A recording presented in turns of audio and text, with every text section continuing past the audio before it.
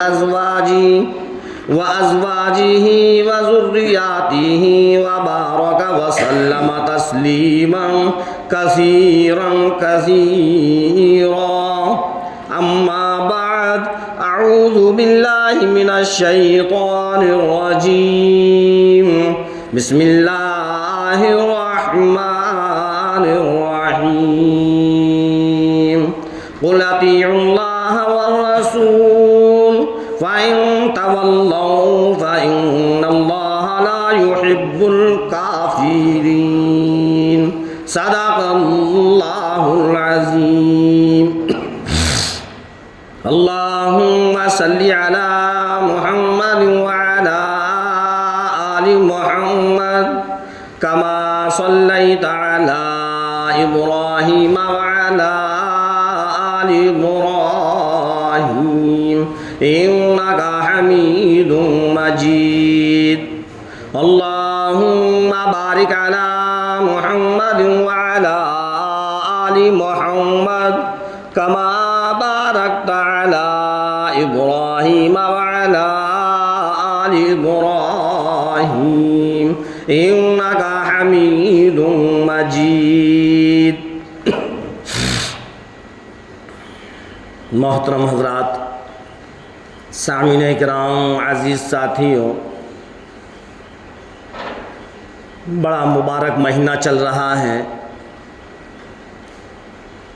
ربیع الاول کی 16 تاریخ ہے. اللہ کے رسول امام الانبیاء سرور کونین صلی اللہ علیہ وسلم کو اللہ تبارک تعالیٰ نے جب دنیا کے اندر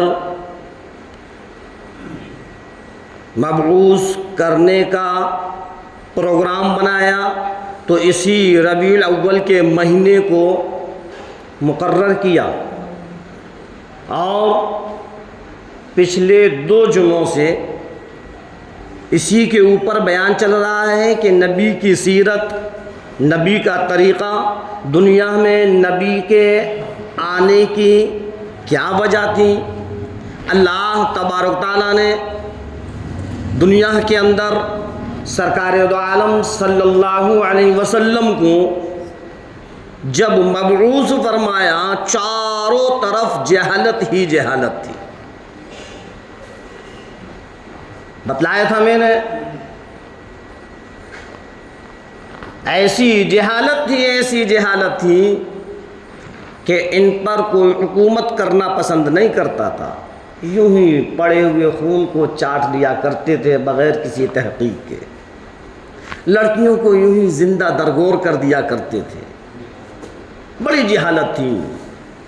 وہ بیت اللہ شریف، وہ خانہ کعبہ جس کا آج ہم اور آپ طواف کرتے ہیں، جس کی طرف رخ کر کر نماز پڑھتے ہیں، جس خانہ کعبہ کو پروردگار عالم نے ساری کی ساری دنیا کا قبلہ بنا دیا، ایسی جہالت تھی کہ اسی بیت اللہ شریف کے اندر، اسی خانہ کعبہ کے اندر 365 بت رکھے ہوئے تھے.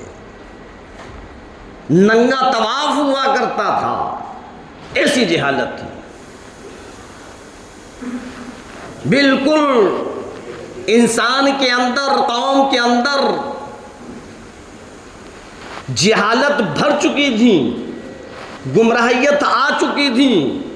اور جب قوم کے اندر بگاڑ پیدا ہوا، جب قوم کے اندر جہالت عام ہوئی، اللہ تبارک تعالیٰ نے اپنے پیغمبر، نبی، رسول کو پہنچایا.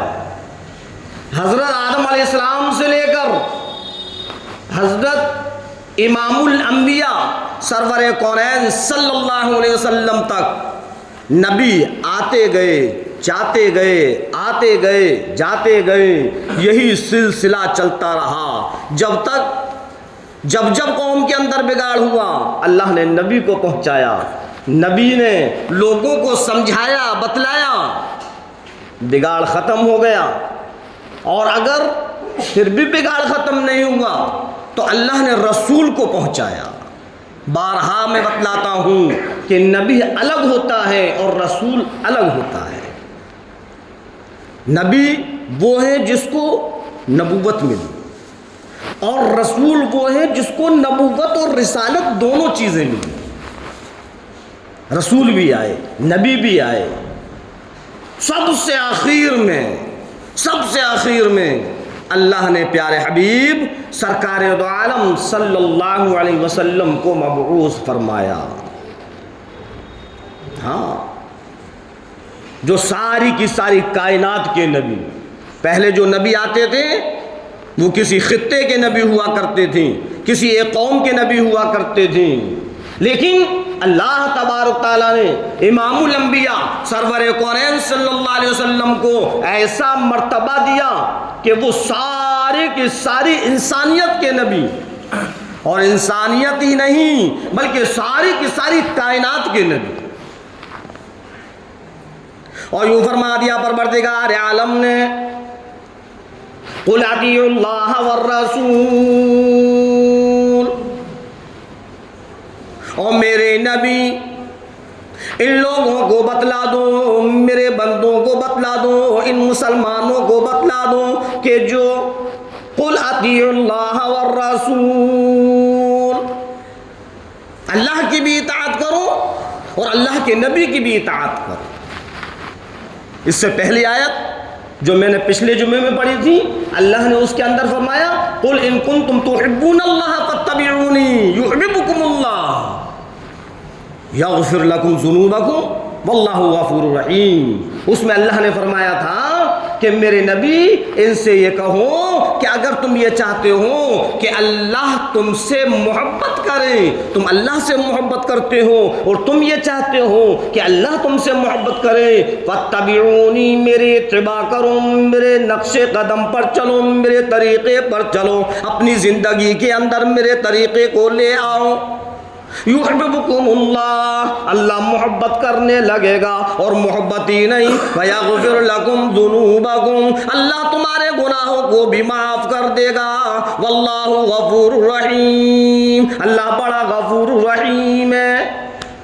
یہ اللہ نے اس آیت کے اندر فرمایا، اپنے نبی کے بارے میں فرمایا کہ دیکھو اگر تم یہ چاہتے ہو کہ اللہ تم سے محبت کرے تو نبی کی اتباع کرو، نبی کی اطاعت کرو۔ دوسری آیت کریمہ کے اندر پروردگار عالم نے صاف صاف فرما دیا قُلْ اطیعوا اللَّهَ وَالرَّسُولَ، اللہ کی بھی اطاعت کرو، اللہ کے نبی کی بھی اطاعت کرو۔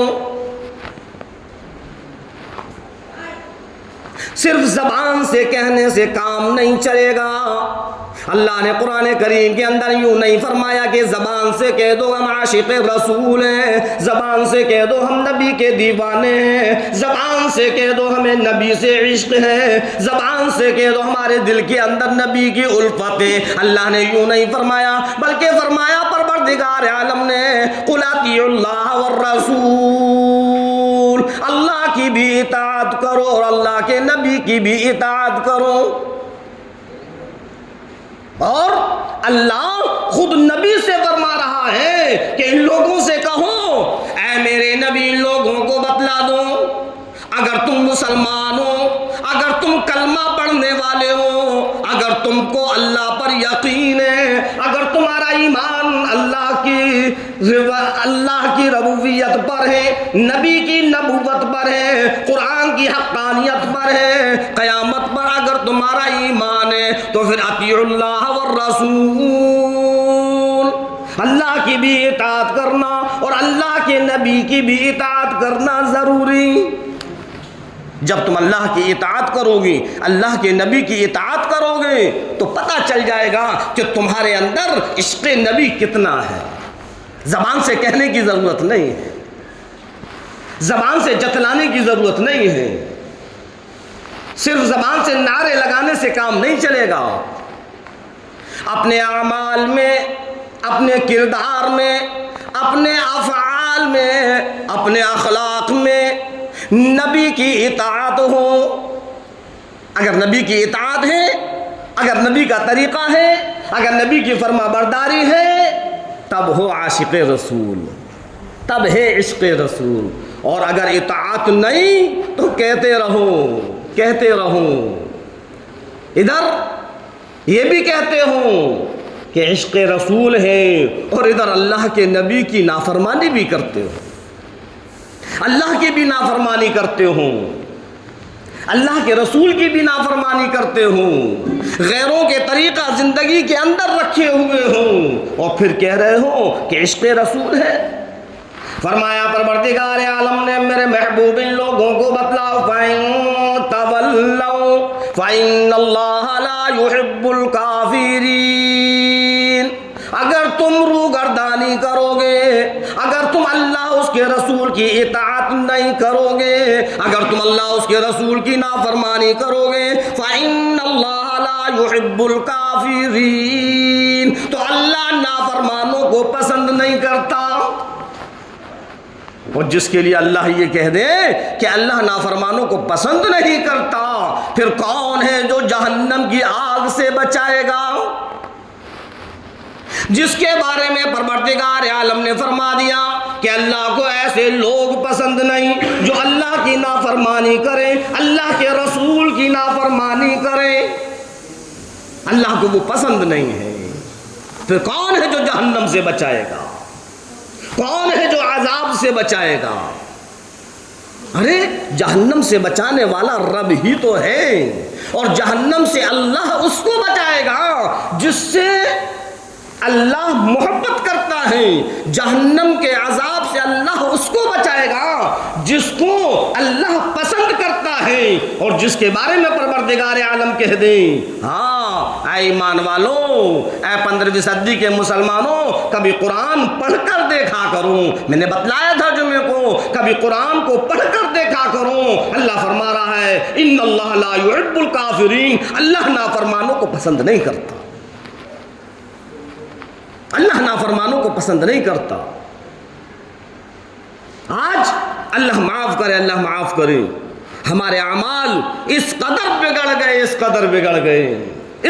بگڑ گئے, نہ معلوم پروردگار عالم کل ہمارا حشر کس کے ساتھ کرے گا, کوئی پتہ نہیں ہے. قدم قدم پر گناہ کر رہے ہیں, اور جو یہودیوں کی سازش تھی وہ اپنی سازش میں کامیاب ہو چکے. ہمارے گھروں کے اندر, ہمارے پروگراموں کے اندر, ہمارے خوشیوں کے اندر انہوں نے اپنے طریقے کو ڈال دیا. آج دیکھ لو, گھر گھر میں یہودیت کا طریقہ ہے, چھوٹا ہو یا بڑا پروگرام ہو, یہودیت کا طریقہ ہے. وہ اپنی سازش میں, اپنی تدبیر میں کامیاب ہو گئے, لیکن ہم اور آپ نہیں سمجھ رہے. ہم تو بس یوں سمجھتے ہیں کہ ماڈرن زمانہ ہے. ہم کیا کہتے ہیں, اجی ماڈرن زمانہ ہے, لیکن یہ نہیں پتا کہ یہ ماڈرن زمانے کے نام سے یہودی اپنے طریقے کو ہمارے اندر ڈال رہے ہیں تاکہ ہم اسلام کے طریقے سے ہٹ جائیں اور یہودیت کے طریقے پر فیمس ہو جائیں. کب سمجھ میں آئے گا ہمارے, کب سمجھ میں آئے گا؟ بتلایا تھا میں نے, صرف نام سے کام نہیں چلتا, نام سے کام نہیں چلتا, کام اعمال سے چلتا ہے. اعمال نیک ہوں. اگر عشق نبی ہے, نبی کی محبت ہے, نبی کی چاہت ہے, نبی کی الفت ہے, نبی کی دیوانگی ہے, تو پھر ہمارے اعمال بھی اسی طریقے کے ہوں. اسی سے تو پتہ چلے گا کہ ہم کتنے نبی کو چاہتے ہیں. اذان ہو رہی ہے, ہم بستروں پر پڑے ہوئے سو رہے ہیں, کھراٹے لگا رہے ہیں, نہ اذان کی فکر نہ نماز کی فکر. اذان ہو گئی, نماز کا وقت ختم ہو گیا. کیسے نبی کے چاہنے والے, تمہیں ذرہ برابر بھی اس چیز کی فکر نہیں کہ لاؤ اٹھوں نماز پڑھوں. یہ ہے عشق نبی, یہ ہے نبی کی الفت. ارے جو عشق نبی جس کے اندر ہوتا ہے اس وقت تک اس کو سکون نہیں ملتا جب تک کہ وہ نماز کو ادا نہ کر لے. کہنا بہت آسان ہے, اور کہنے سے کام نہیں چلے گا. بڑی بڑی پریشانیاں اور بڑی بڑی مصیبتیں اور بڑی بڑی تکلیفوں کو برداشت کیا ہے صحابہ کرام نے. آج یہ ایمان ہم اور آپ کو تو یوں ہی مفت میں مل گیا، وراثت میں مل گیا. اس لیے ہمیں اس ایمان کی قدر نہیں ہے. صحابہ کرام کی تواریخ اٹھا کر دیکھو، رب ذوالجلال کی قسم، اس دین کے لیے، توحید کے لیے، اسلام کے لیے کتنی مار کھائی. کسی کو زمین پر گرم ریت پر لٹایا جاتا ہے تو کسی کا چمڑا ادھیڑ دیا جاتا ہے تو کسی پر کوڑوں کی بارش ہو رہی ہے. ایسی ایسی تکلیفیں اور ایسی ایسی پریشانیاں صحابہ کرام نے برداشت کی ہیں، تب یہ ایمان ہم تک پہنچا ہے. لیکن آج ہم اپنے اس ایمان کو بچا نہیں پا رہے. ہم ہیں کہ یہودیت کے طریقے میں لگے ہوئے ہیں. اللہ کے رسول امام الانبیاء محبوب کبریا مدنی کریم صلی اللہ علیہ وسلم کو پروردگار عالم نے جب دنیا کے اندر مبعوث فرمایا، چاروں طرف خوشیوں کی لہر،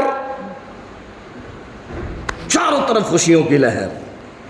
اور جب اللہ تبارک تعالیٰ نے اپنے نبی سرکار دو عالم صلی اللہ علیہ وسلم کو نبوت عطا فرمائی، غور کرنا، جب دنیا کے اندر مبعوث فرمایا، چچا بھی، رشتہ دار بھی، عزیز و قارب بھی، دوست احباب بھی، سب خوشیاں منا رہے ہیں.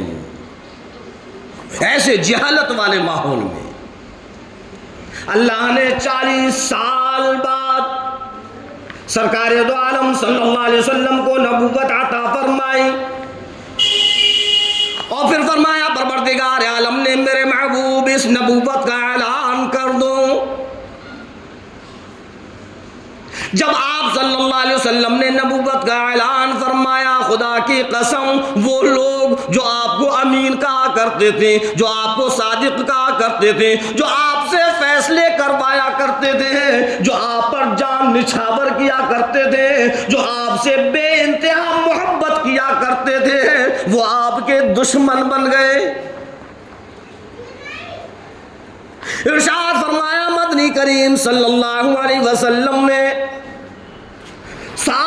اپنی ساری کی ساری زندگی میں ساری کی ساری دنیا سے اتنی مار میں نے نہیں کھائی جتنی میں نے اپنے سگے چچا ابو لہب سے مار کھائی. جھولی میں پتھر اٹھا کر پیچھے پیچھے چلا کرتا تھا اور سرکار دو عالم صلی اللہ علیہ وسلم پر پتھر مارا کرتا تھا جس میں عطر سے خون نکلا کرتا تھا. یہ سب کس کے لیے؟ اس امت کے لیے. اس امت کے لیے آپ کی صرف ایک فکر تھی کہ میری امت جہنم کے گھر سے بچ جائے، جنت میں جانے والی بن جائے. آپ نے مار کھائی، آپ نے پریشانیوں کو برداشت کیا. غور کریں، آپ کے راستے میں کانٹے بچھائے جا رہے ہیں تو کبھی آپ کے اوپر کوڑا کرکٹ ڈالا جا رہا ہے. آپ کے اخلاق دیکھو، آپ کا کردار دیکھو. وہ مائی جو آپ کے اوپر کوڑا ڈالا کرتی ہیں، جب ایک دن آپ نکل کر گئے، دوسرے دن جب نکل کر گئے آپ کے اوپر کوڑا نہیں ڈالا، آپ سوچنے پر مجبور ہو گئے. آپ نے لوگوں سے پوچھا کیا بات ہے، وہ مائی کہاں گئی جو میرے اوپر کوڑا ڈالا کرتی تھی؟ پتہ چلا کہ وہ بیمار ہے. یہ ہے آپ کے اخلاق. پتہ جب یہ چلا کہ وہ بیمار ہے تو آپ عیادت کے لیے پہنچے،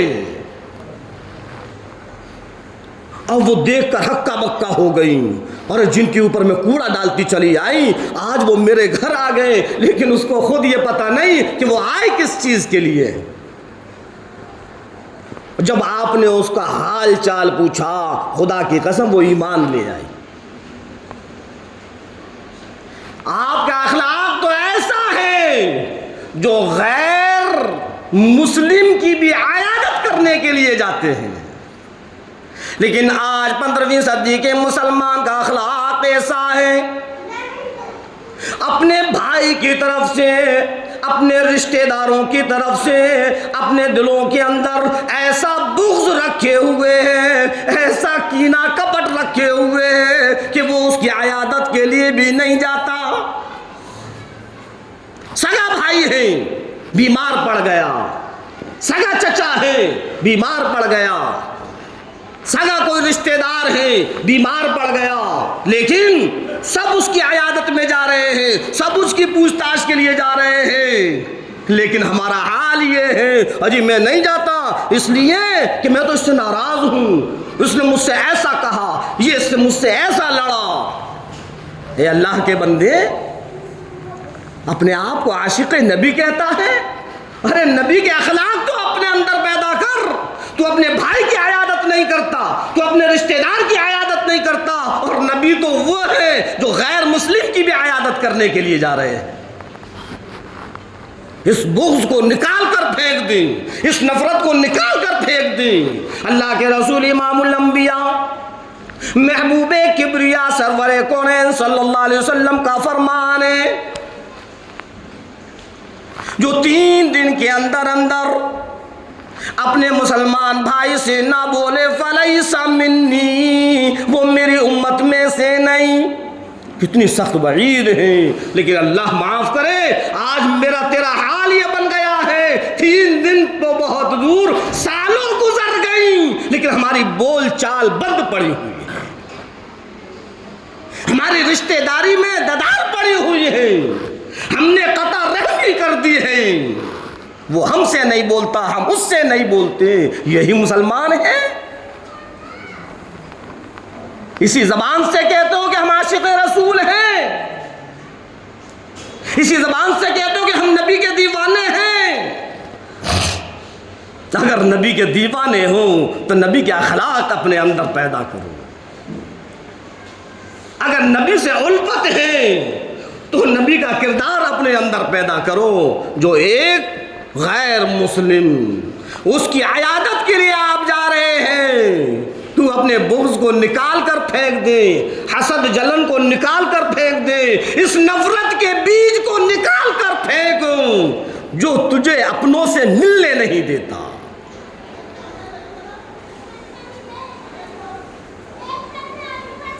اے لوگوں، ایک چیز اور بتلاؤں، آج ہم لوگوں کے اندر تو اتنی بڑی جہالت آ گئی، اتنی بڑی جہالت آ گئی، رشتہ دار تو دور کی چیز ہے، باپ بیٹے سے نہیں بولتا، بیٹا باپ سے نہیں بولتا۔ ہاں جی، ایسا بھی ہے، ایک نہیں کئی گھروں کے اندر ہے۔ کیا ہے کہ باپ بیٹے کی بول چال بند ہے، وہ اس سے نہیں بول رہا، وہ اس سے نہیں بول رہا۔ یہ اسلام نہیں کہتا، یہ اسلام کے اخلاق نہیں ہے، یہ اسلام کا معاشرہ نہیں ہے۔ ارے تم جس نبی کو ماننے والے ہو اس نبی کی بات پر عمل کرو۔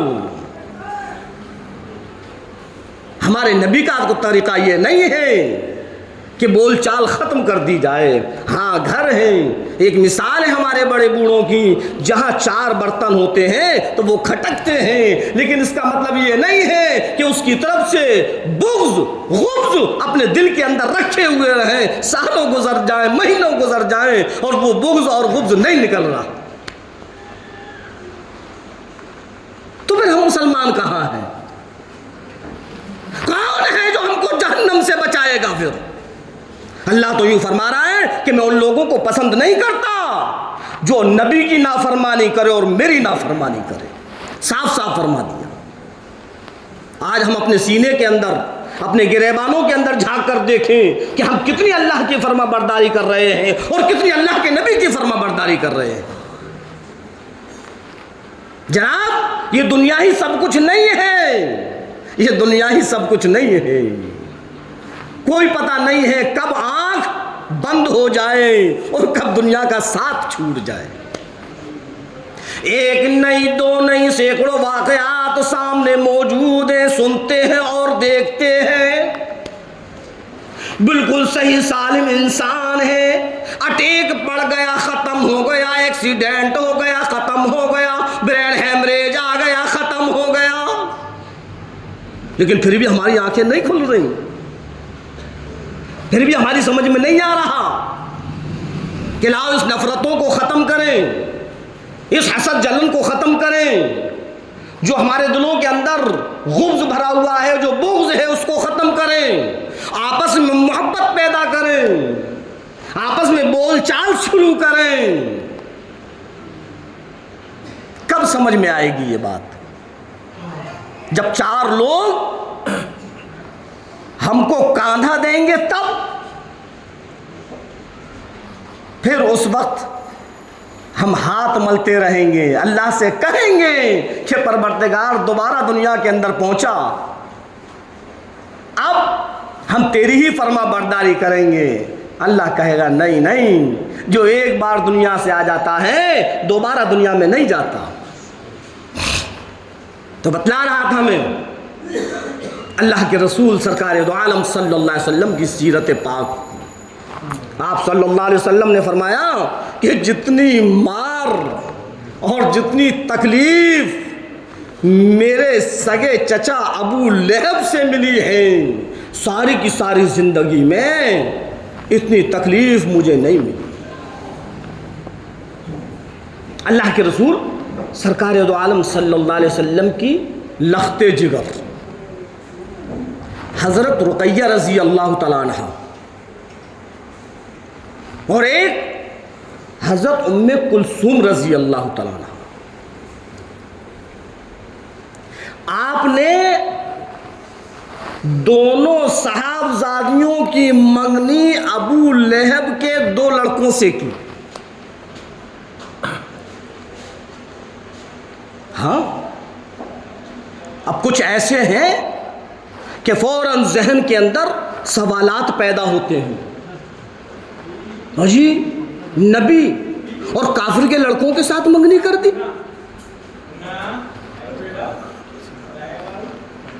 لیکن بات کو سمجھنا چاہیے، فوراً ذہن کو نکتہ چینی کی طرف نہیں لے جانا چاہیے۔ یہ اس وقت کا واقعہ ہے جبکہ آپ کو نبوت نہیں ملی تھی، اس وقت کا واقعہ ہے جب آپ کو نبوت مل گئی اور آپ نے نبوت کا اعلان کیا، بس وہ مشرکین مکہ آپ کے دشمن بن گئے،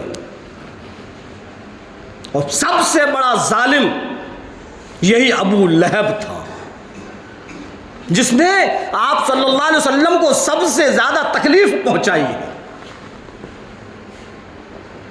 ایک دن اپنے لڑکوں سے کہنے لگا، میرے لڑکوں جاؤ نبی کو جواب دے کر آؤ۔ ایک کا نام عتبہ اور ایک کا نام عتیبہ، دونوں لڑکوں سے منگنی تھی، دونوں کے دونوں آئے، ایک نے تو صاف جواب دے دیا، اور ایک کے بارے میں لکھا ہوا ہے امام الانبیاء محبوب کبریا سرور قرآن صلی اللہ علیہ وسلم کی شان میں گستاخی کی، بیٹی کی گالی دی۔ اللہ کے رسول امام الانبیاء محبوب کبریا سرور قرآن صلی اللہ علیہ وسلم نے پروردگار عالم کے سامنے جھولی پھیلا دی، او پروردگار عالم، اے رب کائنات، انہوں نے مجھ کو مارا میں نے برداشت کیا، پتھر مارے میں نے برداشت کیا، میرے اوپر کوڑا کرکٹ ڈلا میں نے برداشت کیا، میرے اوپر اوجڑیاں رکھی گئی میں نے برداشت کیا، الہی اس نے میری بیٹی کی گالی دی، میری شان میں گستاخی کی، اے پروردگار عالم مجھ کو بڑی تکلیف پہنچی ہے، کوئی اپنا کتا اس پر مسلط فرما۔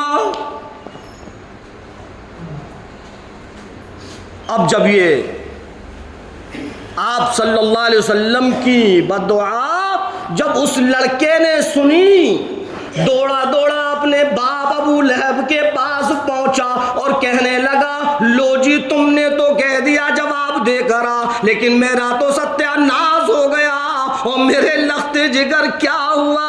میں نے امام الانبیاء سرور کون صلی اللہ علیہ وسلم سے اپنے بارے میں بددعا سنی. میں بددعا سن کر آیا ہوں. اللہ کے رسول سرکار دو عالم صلی اللہ علیہ وسلم نے فرمایا ہے کہ اے پروردگار اس پر اپنا کتا مسلط فرما. تھے تو کافر. غور کریں, غور کرنے کی بات ہے. تھے تو کافر لیکن یقین اتنا مضبوط تھا, یقین اتنا مضبوط تھا کہ جو نبی نے کہہ دیا وہ بالکل برحق ہے. اگر نبی نے کہہ دیا میرے بیٹے کے لیے تو اب کوئی نہیں جو میرے بیٹے کو بچا سکے. اتنا مضبوط یقین تھا. شرم کرو, شرم کرو اے مسلمانوں, شرم کرو. ایک کافر کا یقین اتنا مضبوط ہے کہ جو نبی نے کہہ دیا برحق ہے. لیکن آج ہم اور آپ کا یقین کا حال کیا ہے کہ روز ہم سنتے ہیں لیکن اس کے باوجود بھی نبی کی نافرمانی کر رہے ہیں. کب سمجھ آئے گی؟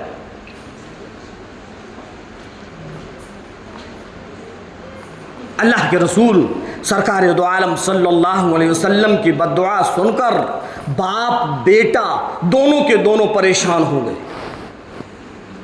ملک شام کی طرف قافلہ پہنچا. ابو لہب بھی ہے, ابو لہب کا وہ بیٹا بھی ہے. جب وہ ملک شام پہنچے راستے میں کہیں جب ان کا پڑاؤ ڈلا, ابو لہب کہنے لگا اے لوگوں میرے بیٹے کی خیر نہیں. نبی نے بددعا فرما دی, مجھ کو ڈر ہے کہیں ایسا نہ ہو میرا بیٹا میرے ہاتھ سے چلا جائے. میرے بیٹے کو ایسی جگہ سے لاؤ جہاں کسی کی نظر نہ پہنچے. چاروں طرف مال کا ڈھیر لگایا اور اس کے چاروں طرف وہ سارے قافلے والے سوئے اور اوپر اس بیٹے کو سلایا. سو رہے ہیں. اللہ رب العزت نے جنگل کے شیر کو حکم دے دیا او شیر آ جاؤ اب تیری باری ہے. الہی کیا کام ہے؟ چیڑ پھاڑ کر رکھ دے اس کو جس نے میرے محبوب کی شان میں گستاخی کی. الہی کیسے پتا چلے کہیں ایسا نہ ہو مجھ سے غلطی ہو جائے, مجھ سے جرم ہو جائے, کسی بے گناہ کو میں چیڑ پھاڑ دوں, میں اپنی غلطی پر شرمندہ ہونا پڑے. اوہو, غور کرنے کی بات ہے. ایک جنگل کا شیر ہے, ایک جانور ہے, وہ یہ کہہ رہا ہے کہیں مجھ سے غلطی نہ ہو جائے, کہیں بیجا کسی کا خون نہ ہو جائے. لیکن آج ہم اور آپ ہیں جو ایک دوسرے کے خون کے پیاسے بنے ہوئے, ایک دوسرے کو تکلیف پہنچانے میں لگے ہوئے ہیں, ایک دوسرے کی جان لینے میں لگے ہوئے ہیں. ہمیں کبھی یہ خیال نہیں آیا کہ کہیں ہم پر گناہ نہ ہو جائے, کہیں ہم سے جرم نہ ہو جائے, کل قیامت کے دن کہیں ایسا نہ ہو کہ اللہ ہم سے پوچھے اور ہم اس کو جواب نہ دے سکیں. کبھی ہمیں یہ خیال آیا؟ بس ہم تو اپنے غصے میں آ کر, اپنے جذبات میں آ کر نہ معلوم اس زبان سے کیا کیا الٹا سیدھا بولنا شروع کر دیتے ہیں. نہ یہ سمجھتے کہ اس میں اللہ کی نافرمانی ہو رہی ہے, نہ یہ سمجھتے کہ اس میں نبی کی نافرمانی ہو رہی ہے. اس جنگل کے شیر کو دیکھو, اللہ سے کہہ رہا ہے اے پروردگار مجھ کو کیسے پتا چلے کہیں ایسا نہ ہو کسی بے گناہ کو میں چیڑ پھاڑ دوں اور کل قیامت کے دن مجھ کو عذاب ملے. اور آج ہم اور آپ, ہمارا حال یہ ہے کہ ہم کو ذرہ برابر بھی خدا کا خوف اور ڈر نہیں ہے, گناہ پر گناہ کر رہے ہیں. پروردگار عالم نے فرمایا اے شیر ہر ایک کو سونگ لے, جس کے منہ سے میرے نبی کی شان میں گستاخی کرنے کی بو آئے بس اسی کو چیڑ پھاڑ کر رکھ دے۔ شیر کہنے لگا پروردگار عالم ایک نہیں یہ تو کافی لوگ ہیں، میں کس کس کو سونگوں؟ اللہ نے ہوا کو حکم دیا، او ہوا، بس ایک ہوا ایسی چلی کہ اس ہوا کے ساتھ وہ بو آئی، شیر نے اس بو کو سونگا اور فوراً جا کر جب اس لڑکے کو سونگا بس اس کو چیڑ پھاڑ کر رکھ دیا۔ ہاں ہاں، اللہ تو جس سے چاہے کام لے سکتا ہے، اللہ جس سے چاہے کام لے سکتا ہے۔ ایک دن خانہ کعبہ کو ڈھانے کے لیے جب ابرہہ بادشاہ اپنے ہاتھیوں کی فوج لے کر آیا تھا تو اللہ نے ابابیل کو حکم دے دیا، ابابیل آ جا، اب تیرا نمبر ہے۔ الہی کیا کروں؟ تیرا کوئی کام نہیں، بس 3 کنکریاں لے کر آ، ایک چونچ میں 2 پنجوں میں، الہی پھر اوپر سے مارنا شروع کر دے، باقی کام میرا۔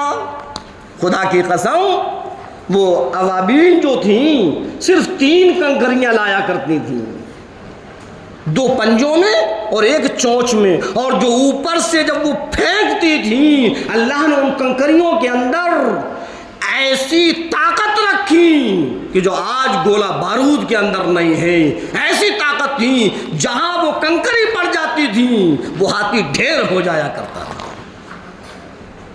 اور اللہ نے یہ فرمایا کعصف مأکول، ایسا کر دیا ہم نے ان کو جیسے کہ کھایا ہوا بھوسا۔ تو اللہ تو جس سے چاہے جب چاہے جو چاہے کام لے سکتا ہے۔